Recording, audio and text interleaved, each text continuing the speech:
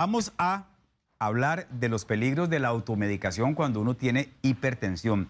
Y este tema cobra especial relevancia ahora porque ya sabemos que la hipertensión es uno de los factores de riesgo más importantes para el COVID-19. Entonces, quisimos hablar de este tema. Invitamos a Luis Carlos Monge, que es farmacéutico y vocero del Colegio de Farmacéuticos de Costa Rica. Está aquí hace rato, lo vi bailando, ¿verdad, Luis Carlos? Pues no bailando, pero tratando de apoyar el coro. Lo vi moviendo la pierna, por lo menos.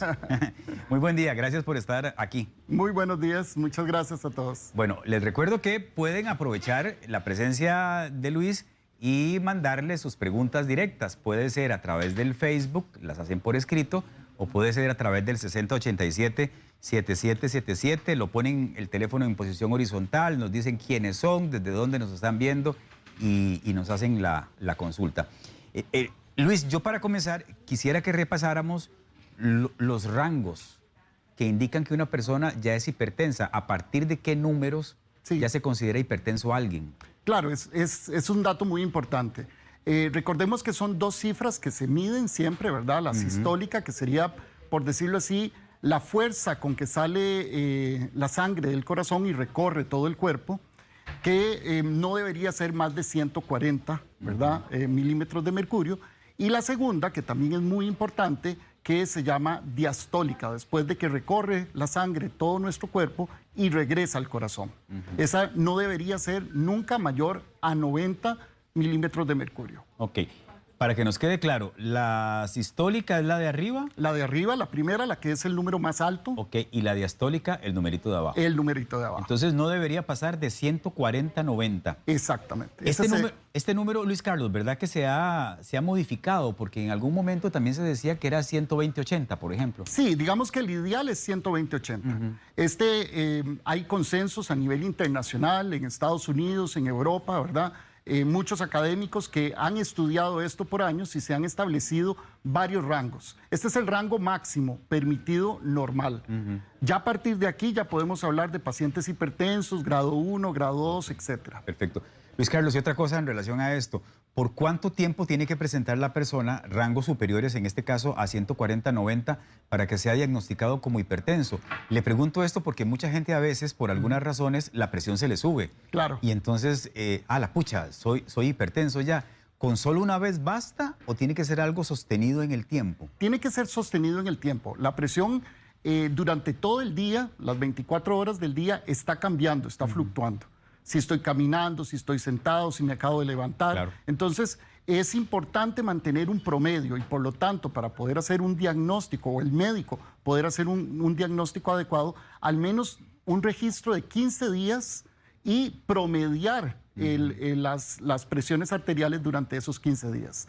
Si ya se mantiene un promedio superior a los 140, 90, ya podríamos hablar que el paciente es hipertenso y habría que hacerle otra serie de estudios, ¿verdad? Claro. ¿Por qué le llaman a la hipertensión el enemigo silencioso? Es que es el enemigo silencioso. El 90% de las personas no presentan síntomas usualmente. Quienes presentan síntomas puede ser dolor de cabeza, lo que podría llamar la persona un aturdimiento, y eso genera que la gran mayoría de las personas realmente no tengan síntomas importantes.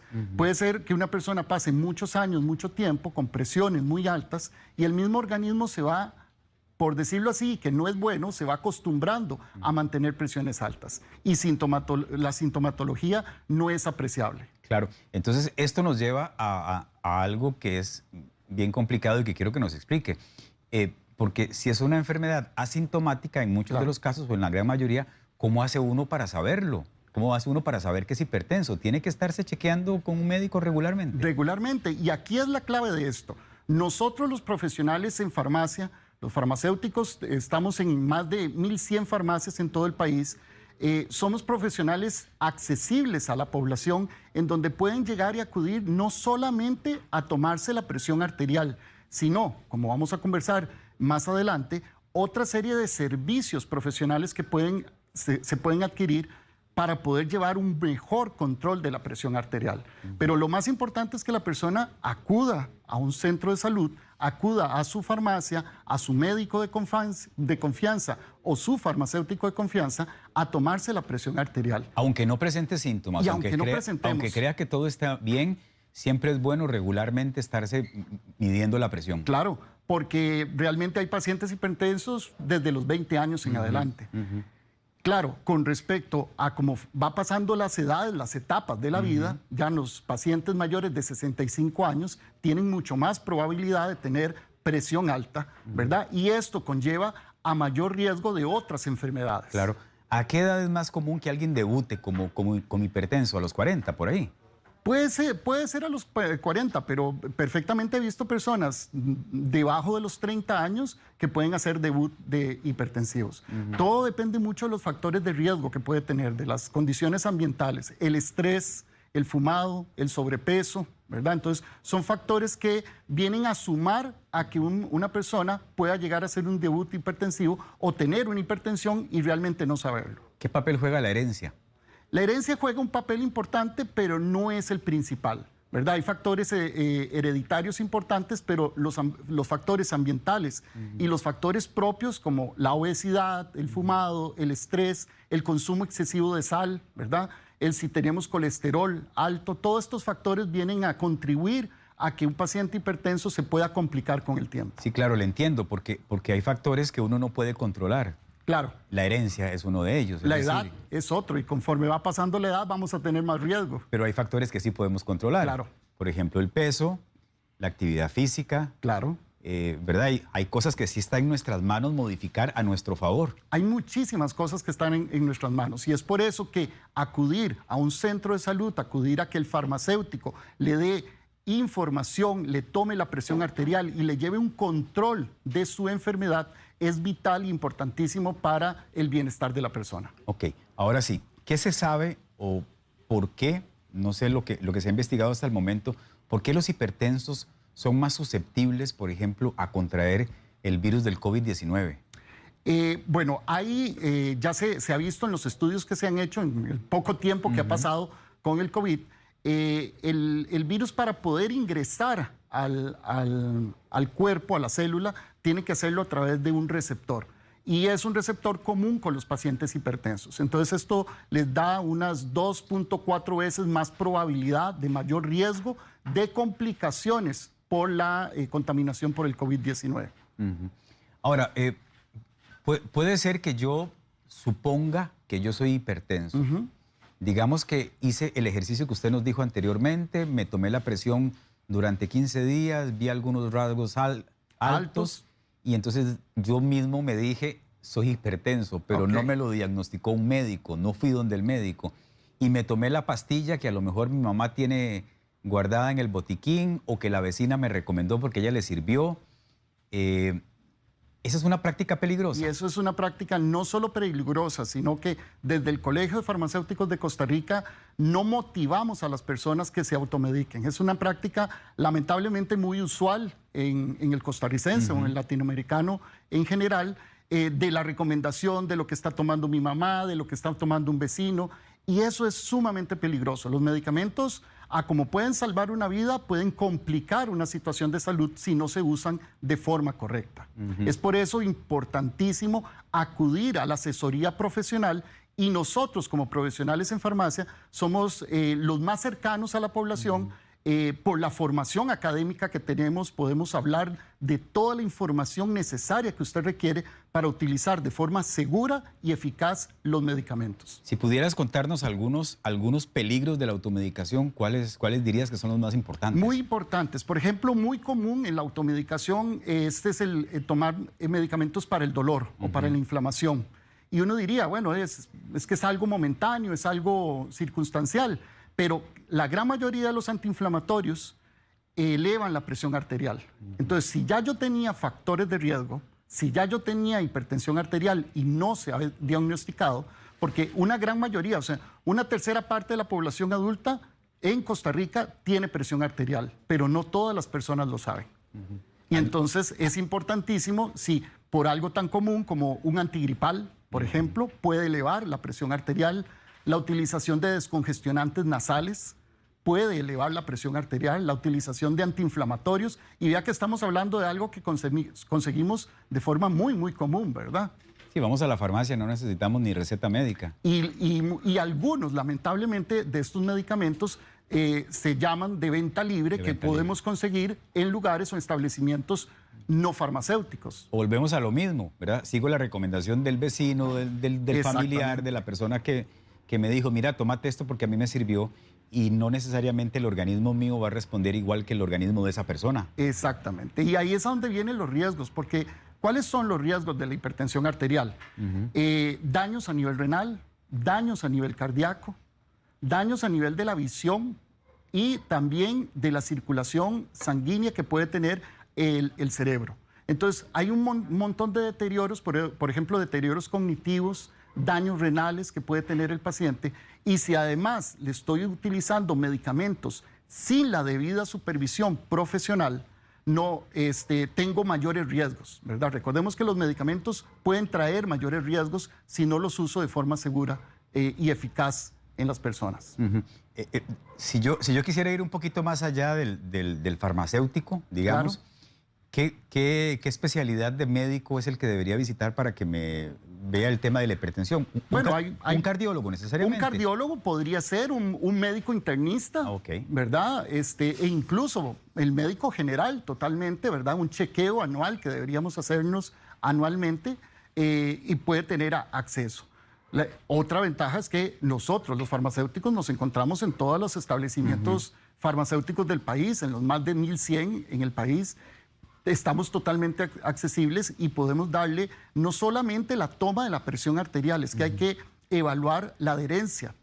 La Organización Mundial de la Salud, por ejemplo, habla que el 53% de los pacientes crónicos, como lo es la hipertensión arterial, no se toman bien sus medicamentos o hay una mala adherencia. Se me olvida, salto dosis. Puedo confundir los medicamentos, y si vemos muchos de los medicamentos de la Caja Costarricense de Seguro Social, por ejemplo, los blister o los empaques se parecen. Entonces, una persona adulta mayor con una dificultad visual, claro, que no tenga una red de cuidado, puede confundir sus medicamentos o olvidar sus medicamentos. Y eso conlleva también no solo que se está usando de forma incorrecta el medicamento, sino que la enfermedad está avanzando. Por supuesto. Vea, yo quería que nos ayudara... porque sé que hay cositas que hay que tenerle cuidado y hay que prestarles atención. Cuando uno se mide la presión, digamos, si yo estoy en este caso de que estoy probando cómo anda mi presión, digamos, en un rango de tiempo X, que puede ser 15 días, tengo que tomármela a la misma hora, tiene que ser con la misma máquina. Claro. Tengo que estar sentado, por ejemplo, no puedo venir de hacer ejercicio, según entiendo. Exactamente. ¿Qué cosas son importantes que la gente recuerde de eso? Importante. Mucha gente tiene aparatos en su casa para tomar la presión. No todos están calibrados. Entonces, eso es como para llevar un control en mi casa, desde el hogar. Sería lo más recomendable acudir a un centro de salud, a una farmacia, porque estos equipos se mantienen calibrados, ¿verdad? Hay un profesional en salud, en este caso el farmacéutico, el médico, la enfermera, que puede tomar y registrar de forma correcta su presión, pero los consejos que usted está dando, no haber tomado, digamos, una bebida estimulante, café, té, unos 5 o 10 minutos antes, mantenerse sentado, ¿verdad? No cruzar las piernas en el momento en que me voy a tomar la presión arterial. Si tengo ganas de orinar, eso aumenta la presión arterial, entonces ir al baño un momentito antes. O sea, hay un montón de medidas para que usted esté su cuerpo esté en una situación basal y podamos tomar realmente la presión en situación de reposo. Sí, eso es importante para que la medición que le hagan sea lo más fidedigna y real. Claro, y real posible. ¿Verdad? Ok. Hablemos de hipertensión y COVID. Yo he escuchado a mucha gente del sector salud preocupada porque cuando un hipertenso se le diagnostica COVID, se va de lleno con el tratamiento del COVID y se le olvida a veces un poquito seguir el tratamiento contra la hipertensión, porque la hipertensión sigue allí, no es que desaparece. ¿Por qué esto es preocupante, Luis? Es muy preocupante porque muchas personas hemos visto que han dejado de acudir a retirar sus medicamentos. Y estos medicamentos son de por vida, ¿verdad? Es para mantener un control adecuado de la presión arterial. Entonces, esto te va a poner en mayor riesgo. y ya de por sí ser hipertenso, y entre más edad tengamos, la probabilidad de una complicación por el COVID-19 es mucho más alta. Cerca del 80% de las personas que han muerto tienen un factor de riesgo en común, que es la hipertensión arterial. Ahora, ¿cómo se controla la hipertensión? Y le pregunto si solamente es con medicamentos o yo tengo que hacer algunas modificaciones en mi estilo de vida que también pueden ayudarme. No, totalmente son modificaciones de estilo de vida. El medicamento es una de ellas. Es un factor importante y esencial. Pero una buena alimentación, ejercicio de al menos 30 minutos, unas 3 a 5 veces por semana, que es lo que se recomienda. Disminuir el consumo de sal, porque esto ayuda a elevar la presión arterial. Son factores, no fumar, ¿verdad? Y mantener, y que tal vez es uno de los factores más difíciles en este momento, el estrés, ¿verdad? A veces estamos sometidos a muy altos niveles de estrés laborales y todo lo que está pasando en el país, claro, pues nos mantiene en un estado de ansiedad, de estrés alto. Pero son factores que se pueden de alguna manera modificar, como decías anteriormente. Vea qué curioso, porque justamente Rebeca nos está preguntando en el Facebook si la hipertensión puede ser causada por estrés. Nos cuenta, hace 9 años me diagnosticaron hipertensa, pero luego de que me recetaron fluoxetina, los valores de mi presión arterial mejoraron. Mi médico valora que ya no tome más la medicación para la hipertensión. Esta pregunta que nos hace ella tiene como 2 partes que yo logro identificar. Una de ellas es si ciertamente el estrés puede provocar hipertensión. Es un factor que puede predisponer a la persona hipertensa. Y lo otro es que he escuchado también que mucha gente logra hacer modificaciones en su estilo de vida que la llevan al punto de no requerir más la medicación. Pero igual, volvemos a lo mismo, tiene que ser evaluado por su médico. Y por el especialista en este caso. O sea, no puede ser que yo me comience a medir la presión y como la presión bajó, entonces dejé de tomar el medicamento sin que me lo diga un profesional. Y es que la presión o uno de los objetivos, siempre que damos un medicamento, tiene un objetivo terapéutico. Uno de los objetivos principales es mantener la presión por debajo de 140/90. Y esa es la meta a la cual queremos llegar con la medicación. Pero segundo, también hay medicamentos específicos que nos ayudan a proteger el corazón y el riñón. 2 órganos sumamente importantes y 2 órganos que se ven muy afectados por la presión arterial. Entonces vea que no solamente es que ya tengo mi presión normal, que ya tengo mi presión regular, voy a decidir dejar de tomar mi medicamento. Realmente ese medicamento puede estar además protegiendo órganos importantes. Entonces la decisión si se retira o no se retira o se hace un cambio de la medicación tendrá que ser en conjunto con el médico especialista y todo el equipo de salud que ve a esa persona de forma integral. Beca dice que es hipertensa desde hace 21 años, que toma 3 medicamentos diferentes, siempre sigue, y a pesar de eso, siempre sigue con presiones altas. ¿A qué se deberá? Dice, yo desde los 21 años padezco de presión alta. Ok, ahí puede haber componentes hereditarios y componentes que no se han visto bien, pero hay que darle algo importante. Este tipo de pacientes, este ejemplo que nos están dando, cae muy bien en no solamente que nosotros acudamos a tomar la presión arterial. Desde las farmacias podemos llevar un seguimiento farmacoterapéutico. ¿Qué pasa cuando ya tomamos 3 o más de 3 medicamentos? Ya hay una polifarmacia, ya hay interacciones entre un medicamento y otro. Y eso nos puede poner en factores de riesgo. Que no se logre el objetivo terapéutico que realmente era el que fijamos, como mantener la presión en valores normales. Entonces, interacciones entre medicamentos, interacciones entre el medicamento y otros alimentos, interacciones entre medicamento y productos naturales. Lo que hablábamos anteriormente, la adherencia, hay que hacer tal vez un test de adherencia para ver si ella no tiene olvidos o si tiene a veces momentos que el medicamento no está funcionando de forma correcta. Entonces, hay muchas intervenciones que podemos hacer desde la óptica profesional del farmacéutico y contribuir, colaborar con el médico para poder llegar a ese objetivo terapéutico de mantener la presión controlada. Ok, el caso de ella me lleva a preguntarle también, Luis, por la gente que no necesita tomarse solamente una pastilla, claro, sino que necesita 2, 3. Yo sé que los médicos hacen combos, ¿verdad? Sí. Para controlar diferentes cosas. ¿En qué casos esto es necesario? La hipertensión no se escapa a eso.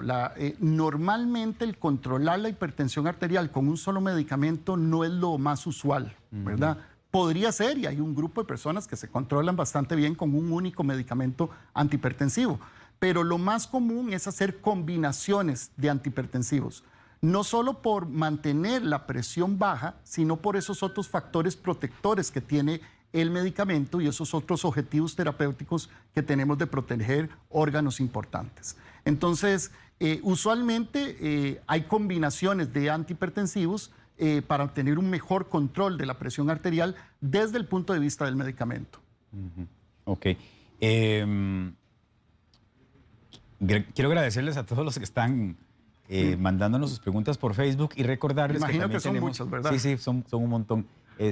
Quiero recordarles que también está disponible la herramienta del WhatsApp, ¿verdad? Que pueden mandar el videito con su consulta. Es el 6087-7777. Ahí está Nancy muy atenta. Vea, dice Marcela Ruiz, yo tengo mes y medio de estarme monitoreando la presión. Los valores siempre andan entre 144,86, han bajado a 130,85 e inclusive una vez... Dice así, yo no sé si se equivocó, pero dice que llegó a 183, 170.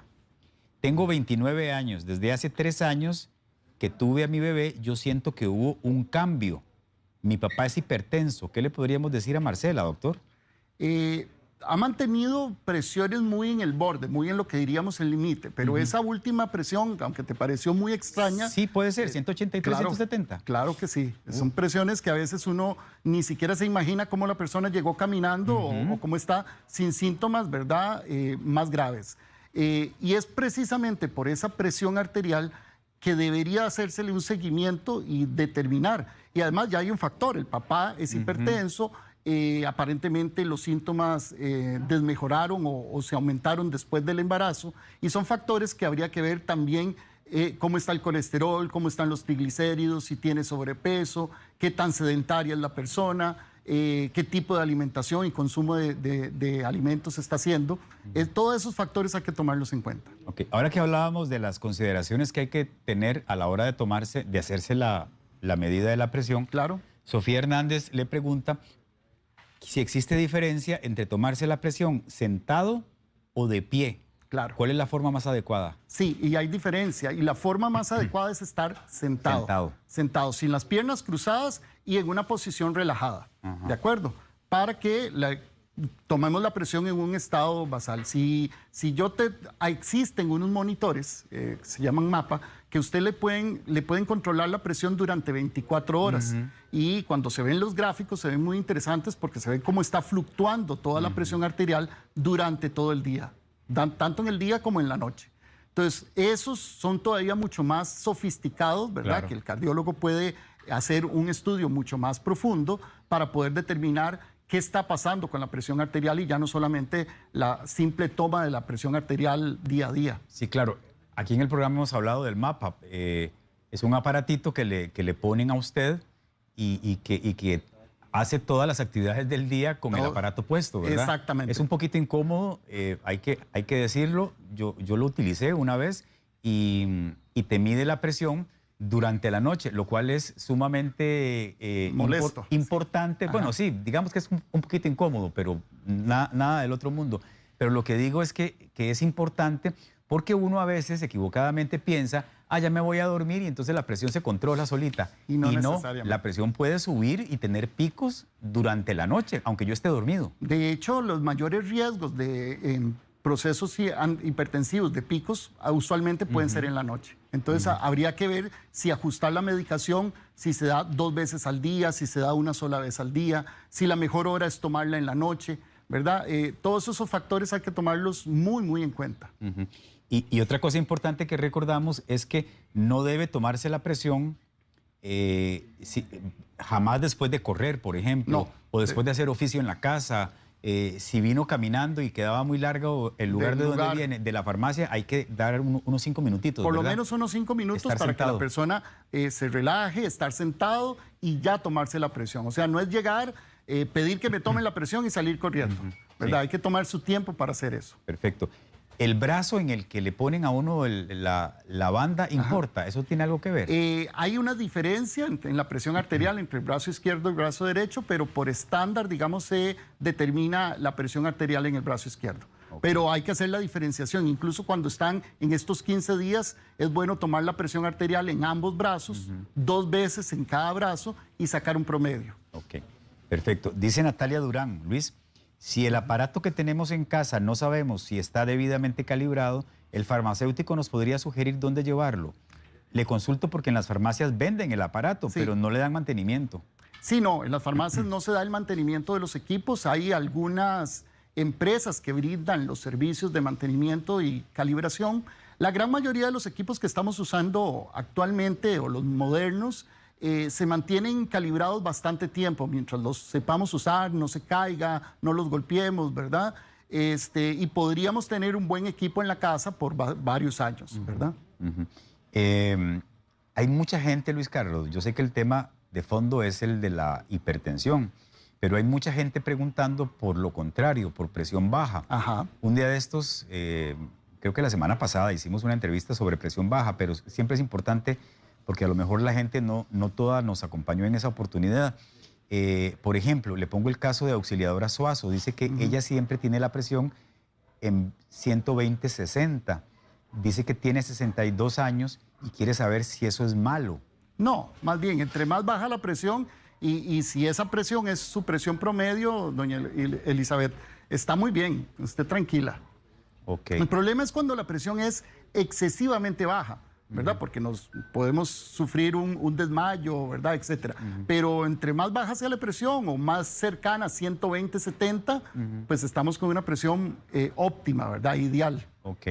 Meli Solís también nos manda una fotografía que vamos a ponerle y nos cuenta algo parecido. Dice, tengo 35 años y al contrario manejo presión baja, me preocupa. Quiero saber si existe algún medicamento o alguna forma de subirla.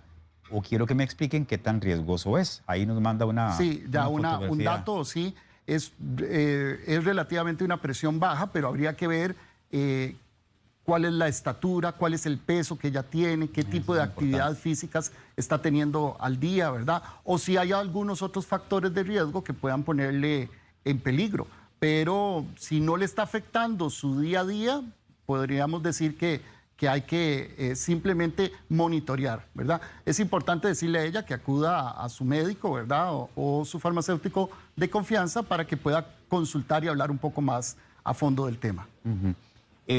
Otra cosa que quería preguntarle, porque usted lo mencionó y creo que mucha gente a lo mejor puede verse identificado, y es que sí, sobre todo cuando se trata de adultos mayores que toman varios medicamentos a la vez, no es poco frecuente que se les olvide el medicamento de la presión o que se les pase la hora. Es muy frecuente. ¿Verdad?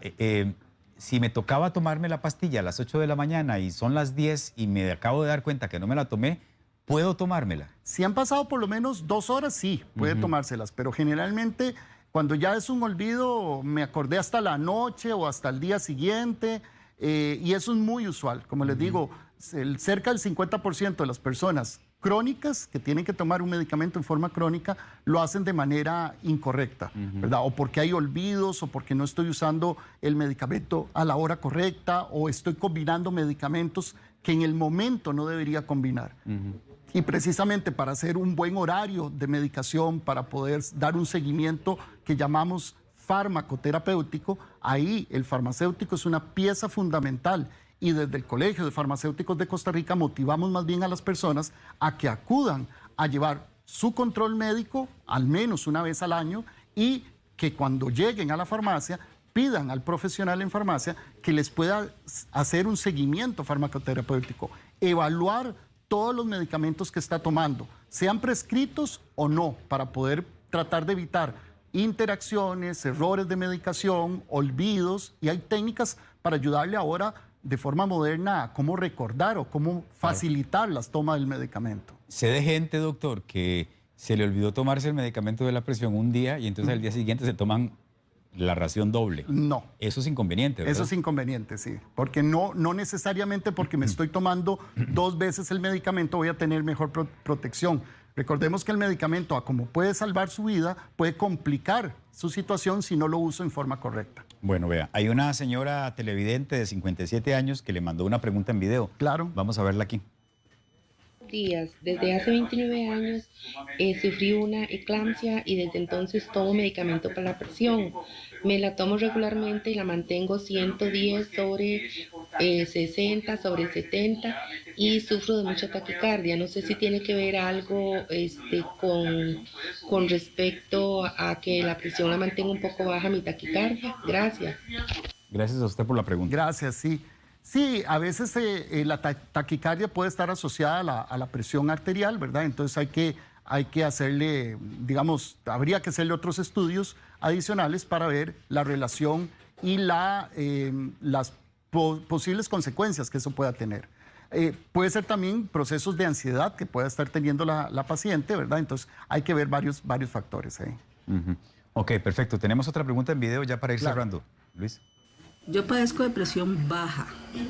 Me mandaron la enalapril, pero me causaba mucha tos. ¿A qué se debe? Me la cambiaron por esto. Y esta no me da tos. Con la amlopidino tomo esta también.